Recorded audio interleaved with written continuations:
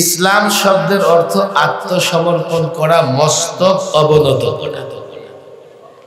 মনে থাকবে, আসলামতু লিরাব্বিল আলামিন, আমি রব্বুল আলামিনের কাছে মস্তক অবনত করলাম, আত্মসমর্পণ করলাম। এর মানে কি?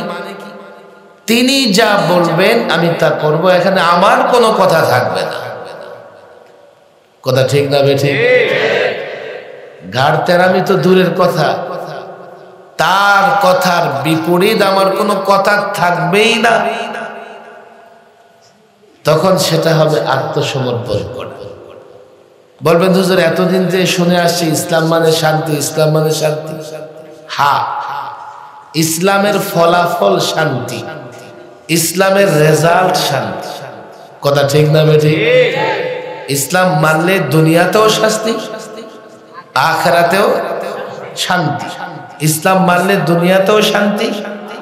বলেন বলেন, ইসলাম মানলে দুনিয়াতেও শান্তি, দুনিয়াতেও শান্তি, না মানলে দুনিয়াতে শাস্তি, আখিরাতেও শাস্তি, দুনিয়াতেও শাস্তি। এটা প্রশ্ন হয় কিনা, হুজুর ইসলাম তো মানি কিন্তু আমরা তো শান্তিতে নাই। মুসলমান কি এখন শান্তিতে আছে? আপনাদের সন্দেহ আছে? যেখানেই মুসলমান সেখানেই বোমা, আর নানা ভাবে মুসলমানদের কটূক্তি, তিরস্কার, ভৎসনা, বকা দেওয়া হয়। কখনো বলা হয় মুসলমান জঙ্গি, কখনো বলা হয় মুসলমান সন্ত্রাসী, সাম্প্রদায়িক, উগ্রবাদী, চরমপন্থী, মৌলবাদী, আবার বলা হয় ধর্মান্ধ, সেকেলে, ব্যাকডেটেড। নানা গালি গালাজ মুসলমানদের করা হয় কি হয় না?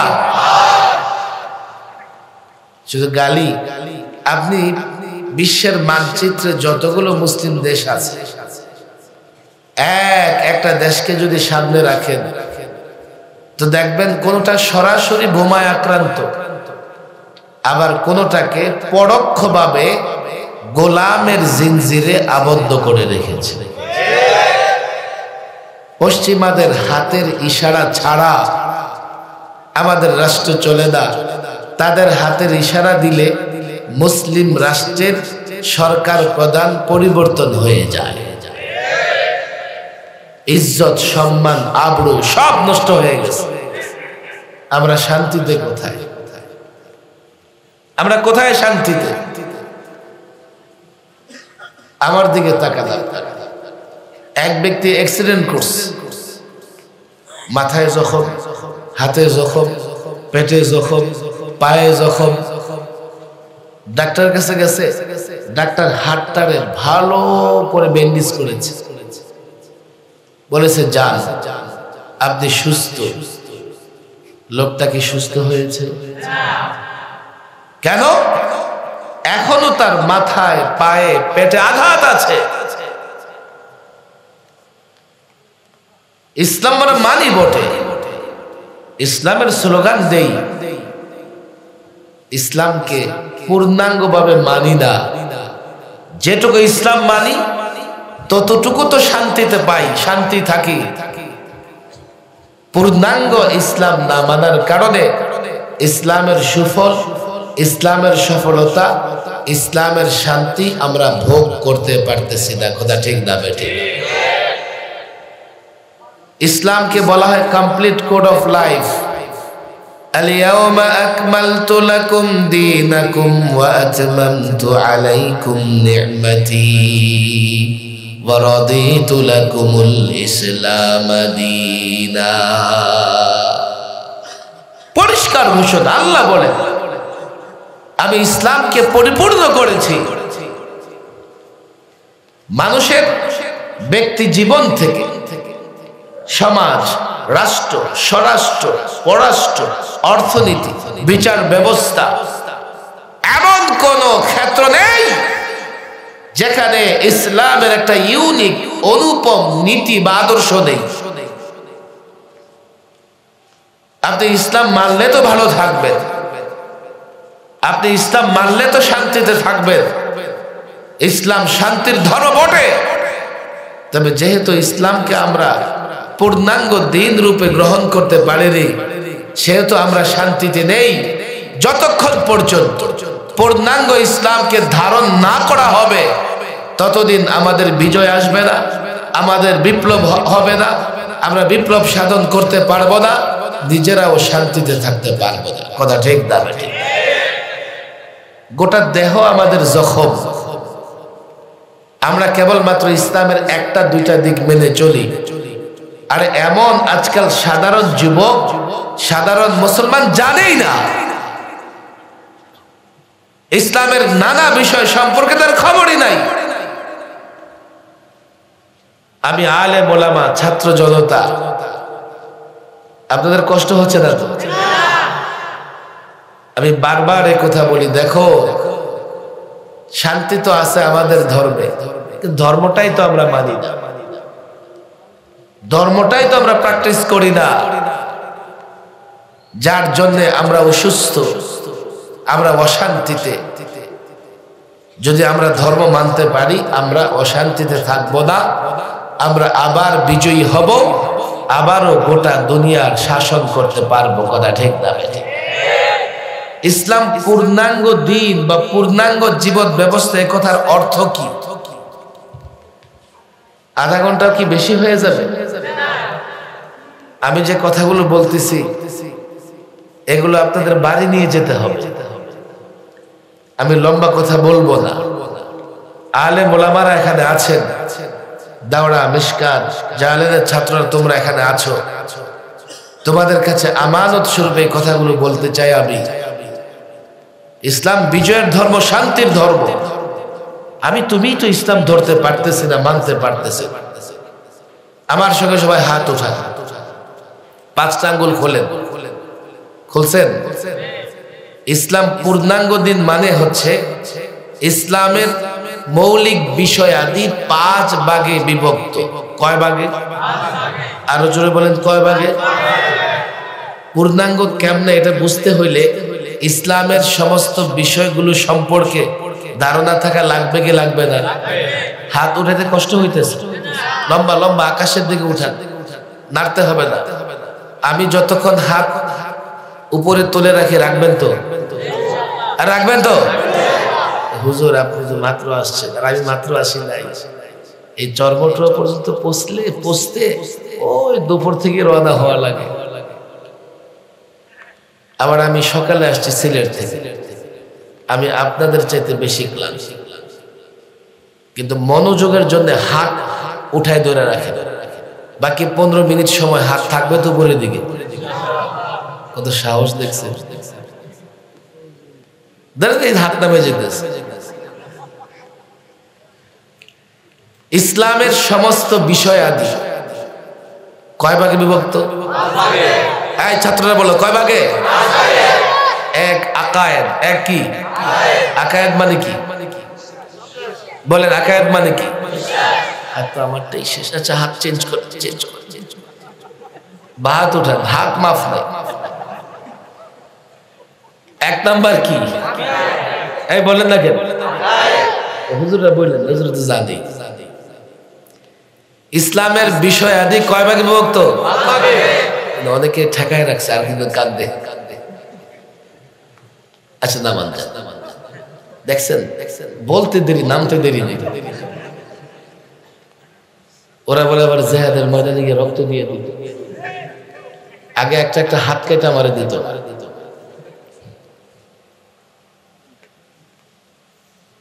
আল্লাহ মাফ করুক। ইসলামের যাবতীয় বিষয় আদি কয় ভাগে বিভক্ত? মনে থাকবে এটা? হাতের 5টা আঙ্গুল উঠে ধরে রাখছি কেন জানেন? যখন হাত ব্যথা হবে মনে হবে হুজুর উঠে কিন্তু বুঝাইছিল 5টা। কয়টা? এক আকায়েদ। এক কি? আকায়েদ মানে কি? আমিনু বিল্লাহি ওয়া মালাইকাতিহি ওয়া কুতুবিহি ওয়া রাসূলিহি ওয়াল ইয়াউমিল আখির। আকায়েদ 2, ইবাদত 2 কি? ইবাদত বুঝেন তো? ইবাদত কি জিনিস? ইবাদত আবার 5 প্রকার: নামাজ, রোজা, হজ, যাকাত, জিহাদ। ইবাদত কয় প্রকার? কি কি? নামাজ, রোজা, হজ, যাকাত, জিহাদ। নামাজ, রোজা, হজ, যাকাত, জিহাদ। ঈমান বা আকায়েদের মৌলিক বিষয় 5টা। মৌলিক বিষয় কয়টা? 5টা। তবে আমরা যে কালিমা পড়ি এখানে একটু ভাগ ভাগ করে 7টা দেওয়া আছে, বলি না?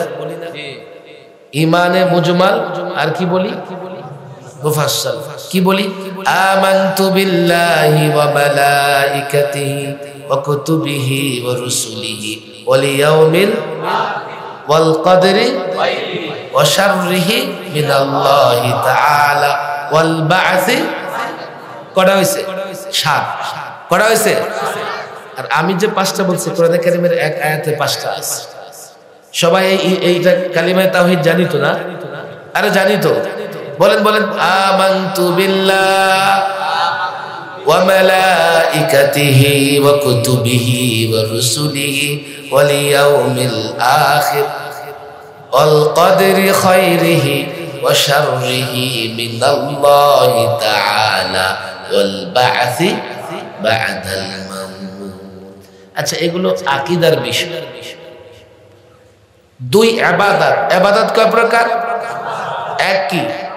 বলেন বলেন বলেন। আর এক কি? 2 3 4 5 5 5। এগুলো আমি বানাইছি নাকি? আচ্ছা, গেল 2টা। 3 হচ্ছে মুআমালাত। 3 কি? বলেন 3 কি? বলেন 3 কি? মুআমালাত মানে কি? লেনদেন। মুআমালাত মানে কি? আরে বলেন। লেনদেনও 5 প্রকার। লেনদেনও কয় প্রকার? বলেন কয় প্রকার? যেমন আছে আর্থিক লেনদেন, আছে না? ক্রয় বিক্রয়, আছে না? আবার আরেকটা লেনদেন আছে মুনাকাহাত, বিবাহ শাদী। এটাও লেনদেন। এটাও কি? বিবাহ শাদী একটা চুক্তি, আদান প্রদান, লেনদেন। 3টা গেল। কয়টা গেল? আকায়েদ, ইবাদত। বলেন বলেন। আকায়েদ। 4 নাম্বার হচ্ছে উকুবাত। 4 নাম্বার কি? বলেন 4 নাম্বার কি? উকুবাত মানে কি? শাস্তি, বিচার ব্যবস্থা। ইসলামে বিচার ব্যবস্থা আছে না নাই? আরে আছে না নাই? 5 আদাব। 5 কি? আদাব বা তাসাউফ বা ইহসান। তাসাউফ বা ইহসান। তাহলে আবার এক কি? মনে আছে? ছাত্ররা বলো, 1 কি? 2 কি? 3 কি? 4 কি? উকুবাত। 4 কি? 4 কি? 5 কি? আচ্ছা, আকায়েদ তো আমরা বুঝছি না? ইবাদত তো বুঝছি, মুআমালাত তো বুঝছি। মুআমালাতের 1 নাম্বার প্রকার হলো লেনদেন, ক্রয় বিক্রয়। আহাল্লাল্লাহুল বাইআ ওয়া হাররামা রিবা। ক্রয় বিক্রয় হালাল, আর সুদ কি? সুদ কি? আচ্ছা, বিস্তারিত ব্যাখ্যা করলে রাত শেষ হয়ে যাবে। আমাদের দেশে তো সুদ নাই। আছে? টুপির মধ্যেও সুদের বাতাস লাগছে, লাগে নাই? জায়নামাজে, তসবির মধ্যে কেমনে লাগছে জানেন? আপনার টুপি যারা আমদানি করে কোম্পানি, সুতা যারা আমদানি করে কোম্পানি, জায়নামাজ বাংলাদেশের ব্যবসা বাণিজ্য নিয়ন্ত্রণ করে কোম্পানি। বড় বড় কোম্পানি দেশে আছে না নাই? ম্যাক্সিমাম কোম্পানি সুদি লেনদেনের সঙ্গে জড়িত। সুতা আমদানি করে তো এলসি খোলে ব্যাংক থেকে ঋণ দেয়। নানাভাবে এই কোম্পানিগুলো সুদি লেনদেনের সঙ্গে জড়িত হওয়ার কারণে টুপির সুতা আমদানি, তসবি আমদানি থেকে শুরু করে নানা জায়গাও হতে পারে সুদের বাতাস লেগে আছে। কথা ঠিক না বেঠিক? সমস্যা কি? ওয়াযারু মা বাকিয়া মিনার রিবা ফাইন লাম তাফআলু ফাআযানু বিহারবিন মিনাল্লাহি ওয়া রাসূলিহি। ছাড়ো সুদ, সুদ ছাড়বে না। আল্লাহ আল্লাহর রসুলের পক্ষ থেকে যুদ্ধের ঘোষণা শুনে নাও। আছে কোনো এমন কাজ যে কাজ করলে আল্লাহ আল্লাহর রসুল যুদ্ধ ঘোষণা করে? সুদী লেনদেন, এর বিরুদ্ধে আল্লাহ আল্লাহর রসুলের যুদ্ধের ঘোষণা আছে না নাই? আরে বলেন আছে না নাই? আপনার কষ্ট হইতেছে? আরে কষ্ট হইতেছে।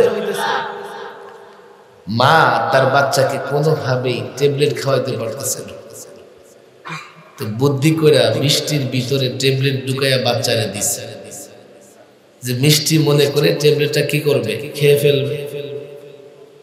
একটু পরে জিজ্ঞেস করতেছে, বাবা মিষ্টিটা খেয়েছো? হা মা, মিষ্টি খেয়েছি, তবে বিচিটা ফেলে দিয়েছি। আপনাদের ওয়াজ শুনাইতেছি যে ট্যাবলেট খাওয়ানো যায়, আপনারা শুনবেন ওয়াজ, ফালাই দিবেন ট্যাবলেট, হবে এটা? 4 উকুবাত ইসলামের বিচার ব্যবস্থা আছে না নাই? শুধু কি আছে? وَمَنْ لَمْ يَحْكُمْ بِمَا أَنزَلَ اللَّهُ فَأُولَئِكَ هُمُ الْكَافِرُونَ। আল্লাহর বিধান অনুযায়ী যে বিচার কার্য পরিচালনা করবে না সে কাফের। 4টিখানি কথা। এই শান্তি খোঁজো, তোমার আমার বিরুদ্ধে আল্লাহ যুদ্ধ ঘোষণা করে রেখেছে। সুদী লেনদেনের সঙ্গে জড়িত, সুদী লেনদেনের উপর ভিত্তি করে দেশের অর্থ ব্যবস্থা চলছে। কখনো তোমার চোখ দিয়ে পানি আসে না। তুমি মনে করো 2 রাকাত নামাজ পড়ে তাহাজ্জুদ পড়লে মান্না চালো আসবে। এই জমিন আল্লাহর বিধিবিধান বাস্তবায়িত হচ্ছে না। তুমি জানলে তোমার চোখ দিয়ে রক্ত বের হতো। দাবি করা সহজ, মুসলিম দাবি করা সহজ। আমাকে বলো যে রাষ্ট্র অর্থ ব্যবস্থা ইসলাম দিয়ে চলবে না, সুদ নির্ভর হবে, মুনাফা নির্ভর হবে না, যে রাষ্ট্র পশ্চিম আইনে চলবে, আল্লাহ প্রদত্ত আইন চলবে না, সে রাষ্ট্রে বসবাস করো। নিজের চোখ দিয়ে পানি আসে না, রক্ত আসা দরকার। আবার মনে করো আল্লাহ কেন সাহায্য করে না।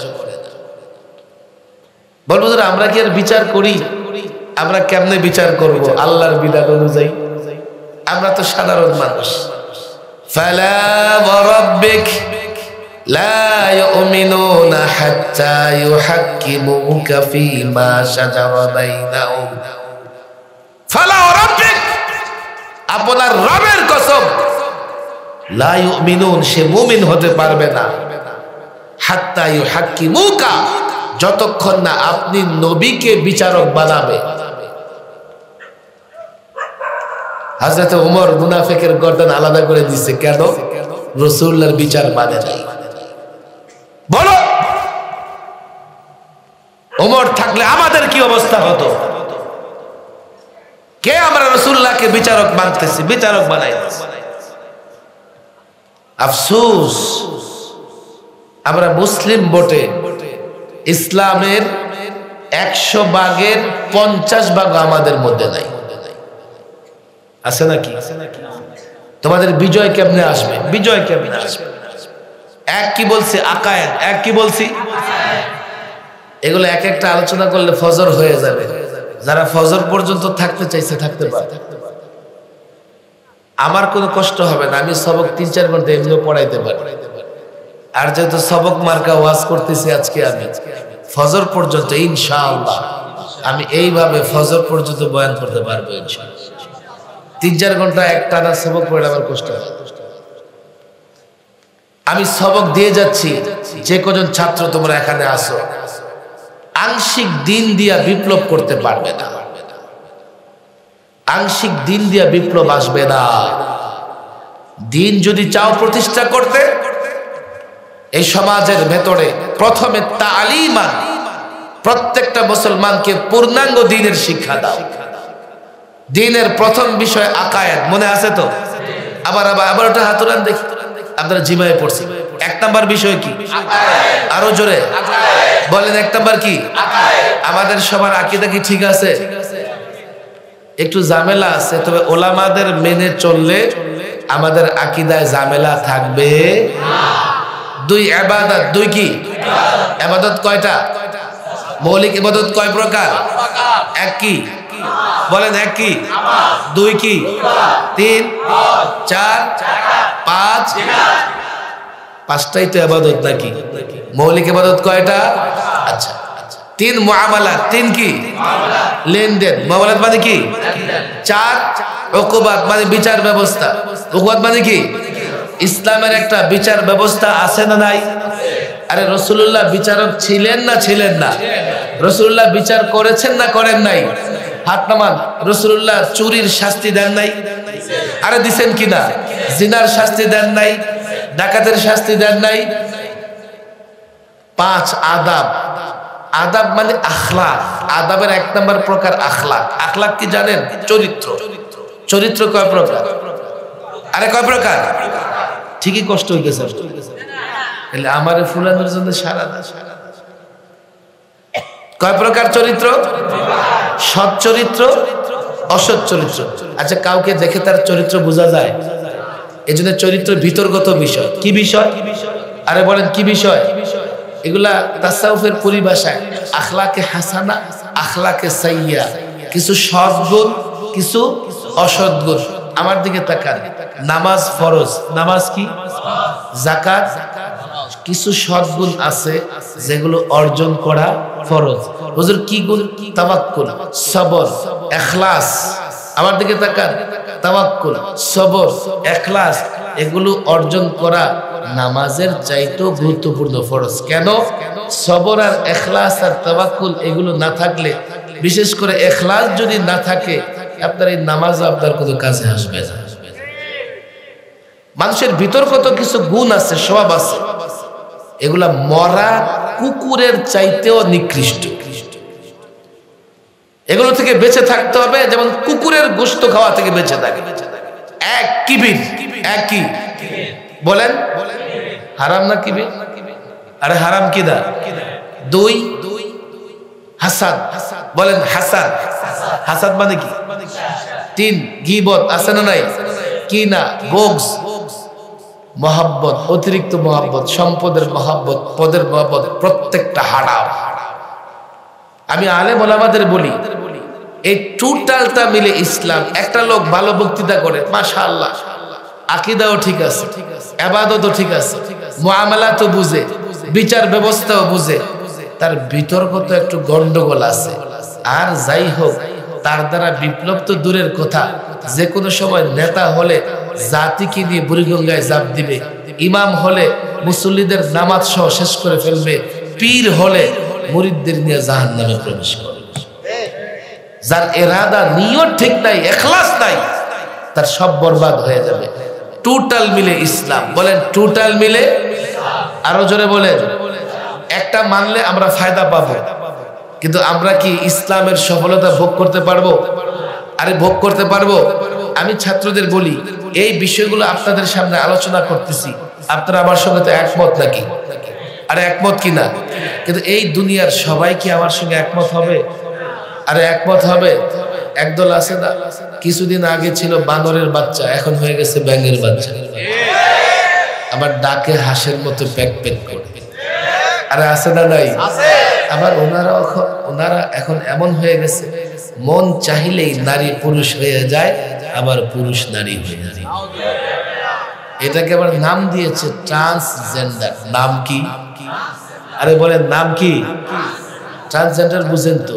রূপান্তরকামী। নারী পুরুষে রূপান্তর হয়ে যায়, পুরুষ নারীতে রূপান্তর হয়ে যায়। কেমনে? আমার মন বলতেছে আমি নারী, বাস আমি নারী।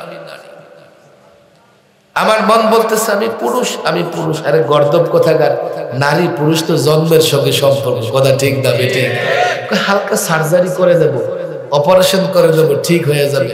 তুমি যতই অপারেশন করো, একটা নারীর যে দৈহিক কাঠামো, এটাকে কোনোদিন পরিবর্তন করা যাবে না। আপনার সমস্যা কি? আমার দেহ, আমার মন, মন যাচাই বলুক, দেহ মন যাচাই করুক আপনার কি আমার সমস্যা আছে, আমার সমস্যা আছে। আমি এদেশের সাধারণ মুসলমানের ঈমান আমল হেফাজতের জন্য কাজ করি। আলেম ওলামাদের বলি, জানো এই যে সাধারণ মুসলমান মাদ্রাসায় অনুদান দেয়, তোমাদেরকে মহব্বত করে, তোমাদেরকে শ্রদ্ধা করে, কেন জানো? কেন কেন? তারা জানে তারা ইসলাম জানে না, কোরআন বুঝে না, হাদিস পড়তে পারে না। তুমি আলেম, তাকে দ্বীনের উপরে পরিচালিত করবে, তাকে দ্বীনের ব্যাপারে গাইডলাইন দিবে। তুমি আলেম, তার ঈমানের পাহারাদারি করবে, তার আমলের পাহারাদারি করবে। এই দায়িত্ব জনগণ আমাদেরকে দিয়েছে। আমি দল বুঝি না, মত বুঝি না, 90% মুসলমান আলেম ওলামাদেরকে দায়িত্ব দিয়েছে। তারা এদেশের জনগণের ঈমানের পাহারাদারি করবে, আমলের পাহারাদারি করবে। সেই দায়িত্বের জায়গা থেকে আমরা যখন দেখি ট্রান্সজেন্ডার নামে, ট্রান্সজেন্ডার মতবাদের নামে ঈমান বিধ্বংসী, আকীদা বিধ্বংসী, অভিশপ্ত একটা কুকর্মকে বৈধতা দেবার চেষ্টা করা হচ্ছে, আল্লাহর কসম আমি আলেম হয়ে তা মেনে নিতে পারি না, মানতে পারি না। তাহলে জনগণ আমার ছাড়বে না। জনগণ বলবে কেন এটা যদি আকীদা ঈমান বিরোধী হয় আপনি কেন বললেন না? এখনো বুঝেন নাই কেমনে আকীদা আর ইসলাম বিদ্বেষী, ইসলাম বিরোধী হবে। আচ্ছা এখন বুঝেন, একজন মনে মনে নারী মনে মনে সিদ্ধান্ত নিয়ে পুরুষ হয়ে গেল, এমন যেহেতু নিজেকে পুরুষ ঘোষণা করছে, বিয়ে করবে কাকে? কাকে? আর সে আসলে নারী না পুরুষ। তাহলে বিয়েটা হবে কার মধ্যে? কার মধ্যে? একজন পুরুষ ঘোষণা দিল আমি এখন থেকে নারী, তো কালকে বিয়ে করবে কাকে? আসলে সে কি? বিয়েটা হবে কার মধ্যে?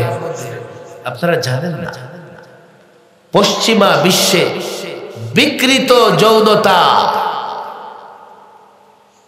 তারা তাদের যৌন কর্ম পূর্ণ করার জন্য, খায়সাত পূর্ণ করবার জন্য যখন স্বাধীনতা পেয়ে গেছে, এখন তারা দেখে সাধারণ পন্থায় তারা আর আগের মতো স্বাদ আল্লাহ গ্রহণ করতে পারে না। পর্যায়ক্রমে তারা বিকৃত পথ বেছে নিয়েছে। আজকে সমকামিতার মতো অবৈধ অভিশপ্ত কাজ পশ্চিমা বিশ্বকে গ্রাস করে ফেলেছে। কিন্তু তারা জানে বাংলাদেশে এই নামে কোনো আইনও করা যাবে না, এই নামে কোনো প্রচার করা যাবে না। কেন? আমার বাংলাদেশের আইন, বাংলাদেশের সংবিধান, এদেশের সামাজিক অবস্থা, এদেশের মানুষের মন মানসিকতা কখনো সমকামিতাকে বৈধতা দেবে না। এই জন্যে ট্রান্সজেন্ডার নামে সমকামিতাকে বৈধতা দেবার চেষ্টা করা হচ্ছে। এই জনতা বলে যাই, আমাদের বলবার দায়িত্ব, কাউকে বাধ্য করতে পারি না। পরিষ্কার বলছি, ঢাকায় বলেছি, সারা দেশে বলছি, এই অভিশপ্ত কাজকে যদি বৈধতা দেবার চেষ্টা করা হয়, ইঞ্চি ইঞ্চি মাটি থেকে আন্দোলনের দাবানল জ্বলে উঠবে। এদেশের মানুষ তা মেনে নেবে না, কখনো মানতে পারে না। এদেশের ওই প্রজন্মের কাছে আপনি ইসলাম নিয়ে তুলে ধরেন, আছে না একজন ৭১ করেছে মুরগি চুরি, এখন হয়ে গেছে মুক্তিযোদ্ধা। আরে আছে না নাই? পাঠ্যপুস্তক হাতে নিয়ে আগে ছিল শরয়তে অজগর, এখন হয়ে গেছে শরয়তে অজু করি, নামাজ পড়ি। হায় হায় কি হলো, দেশটা সাম্প্রদায়িক হয়ে গেছে, মৌলবাদী হয়ে গেছে। আর এখন যে শরীফ থেকে শরীফা হয়ে যাচ্ছে তার কোনো বক্তৃতা নাই। এই ট্রান্সজেন্ডারের ষড়যন্ত্রের পিছনে এই নাস্তিক মুরতাদ, এই কুলাঙ্গাররা আছে। তাদেরকে চিহ্নিত করে জাতির সামনে তাদের চেহারাকে উন্মুক্ত করতে হবে। ওদেরকে আপনি এগুলো বিশ্বাস করাতে পারবেন না। ওরা একটা শ্রেণী, ইসলাম বিদ্বেষী শ্রেণী। তবে আপনাদের এবং ইসলাম বিদ্বেষীদের মাঝামাঝি কিছু মুসলমান আছে, যুবক আছে, স্কুল কলেজে পড়াশোনা করে, ইসলাম বুঝাইলে তারা বুঝে, আছে না নাই? তাইলে এই যে আমাদের বাংলাদেশের আমরা যারা নাগরিক, কয় ভাগে ভাগ হইলাম বলেন? কয় ভাগে? এখনো ইসলাম মানে, ইসলাম প্র্যাকটিস করে, কিন্তু ইসলাম নিয়ে ব্যবসা করে। ওরা বলে, আমরা বলে ব্যবসা করি।